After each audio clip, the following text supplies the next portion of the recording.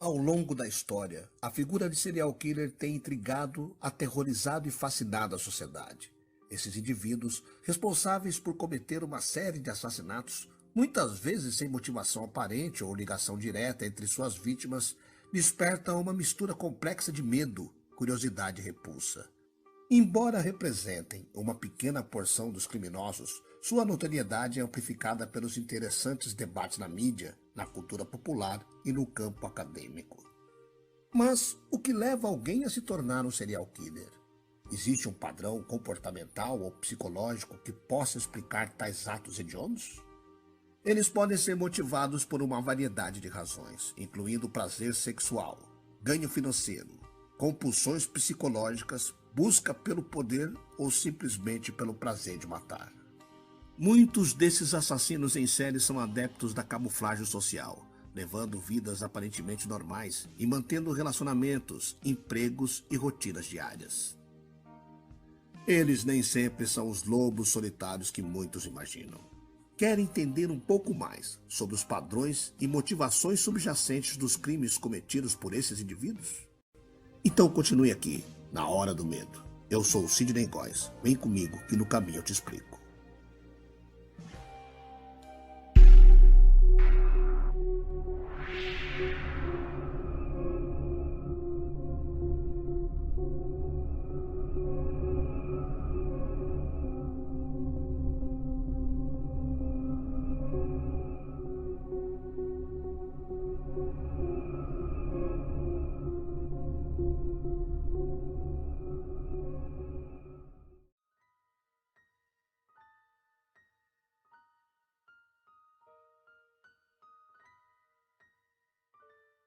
Antes que o mundo soubesse o nome de William Bonin, ele era conhecido como o assassino da alta estrada em lares em todo o sul da Califórnia.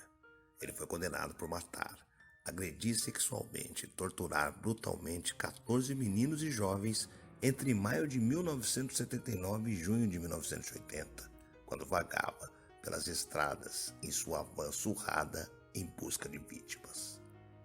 Ele é suspeito de pelo menos 15 assassinatos adicionais, pelos quais nunca foi acusado.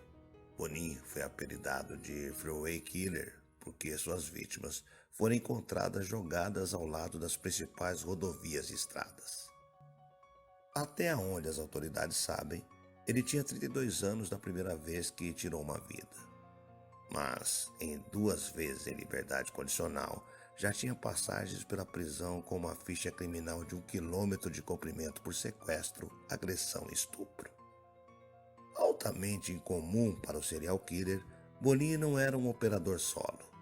Ele recrutou 4 cúmplices conhecidos entre 17 e 21 anos que o ajudaram a cometer pelo menos uma dúzia desses crimes hediondos.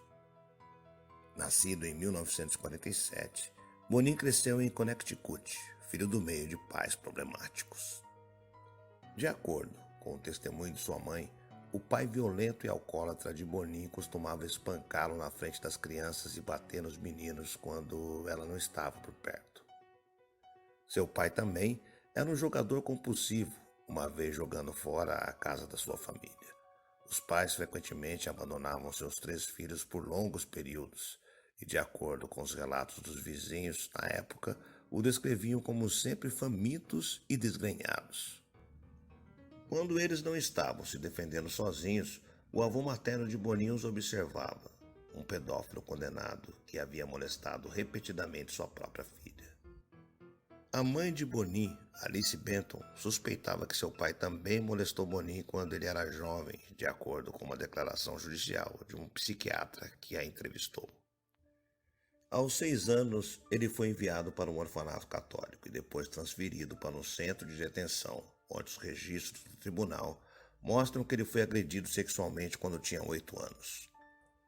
Os documentos médicos estaduais apontam que Bonin ficou lá até os 9 anos e, embora não falasse muito sobre seu tempo ali, revelou que concordou em fazer sexo com um homem mais velho, mas apenas se o agressor amarrasse as mãos atrás das costas. Ele explicou que ter as mãos amarradas o faria sentir menos medo.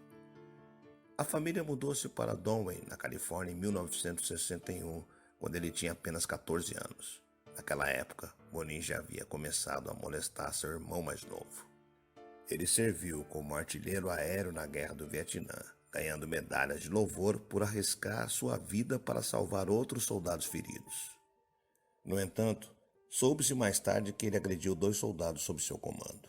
Depois de uma dispensa honrosa da Força Aérea, Bonin voltou para casa para morar com sua mãe em Downey.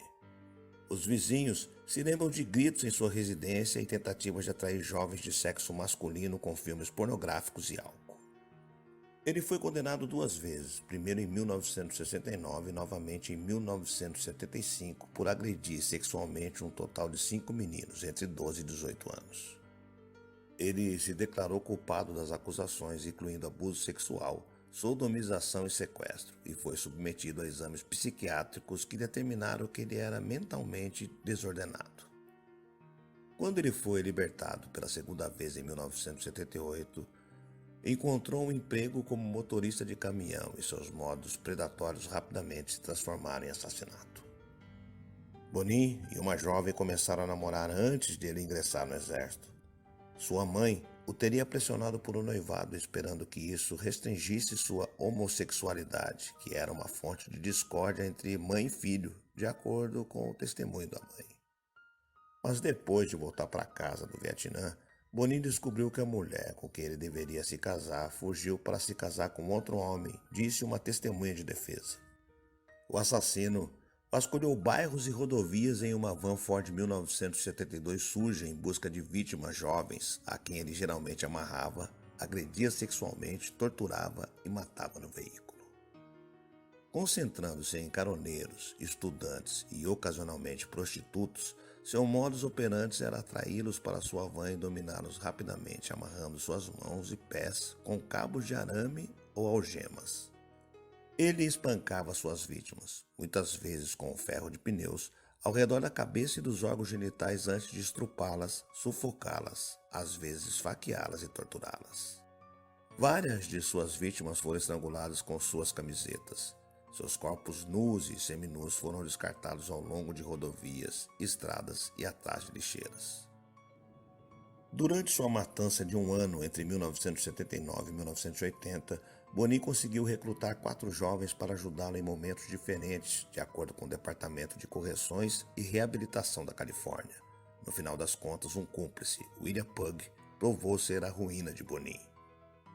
Depois de uma prisão por roubo de carro, Pugh confidenciou aos detetives que Bonin poderia ser o Freeway Killer. A polícia colocou uma equipe de vigilância em Bonin e o pegou agredindo sexualmente um menino de 15 anos em um estacionamento em 11 de junho de 1980. Enquanto estava sob custódia, Bonin confessou ter assassinado 21 meninos, mas só foi acusado dos assassinatos de 14 deles. Depois de ser preso, todos os seus cúmplices se voltaram contra ele, concordando em testemunhar contra Bonin para escapar da pena de morte. O assassino foi condenado à morte em 1982 por 10 assassinatos em Los Angeles e um ano depois ganhou uma segunda pena de morte por outros 4 assassinatos em Orange County. Ele foi executado em 23 de fevereiro de 1996 aos 49 anos na prisão estadual de São Quentin e foi o primeiro preso da Califórnia a morrer por injeção letal. Chamado de garoto propaganda da pena de morte, o caso Bonin se tornou um para-raios políticos nos anos 90. Durante seus 14 anos no corredor da morte, a opinião pública sobre as execuções da Califórnia mudou e o gás letal foi determinado como punição cruel e incomum por um juiz federal em 1994 por causa da probabilidade de uma pessoa sentir dor.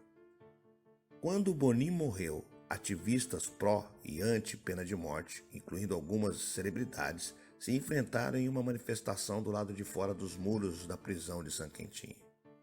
Bonin nunca expressou remorso por suas ações e, em suas últimas palavras, afirmou que sente que a pena de morte não é uma resposta para os problemas em questão. Ele também deu alguns conselhos para aqueles que pensam em cometer crimes e, em sua declaração final antes de morrer, escreveu: "Eu sugeria que, quando uma pessoa pensa em fazer algo sério contra a lei, antes de fazê-lo, ela deve ir para um lugar tranquilo e pensar seriamente sobre isso."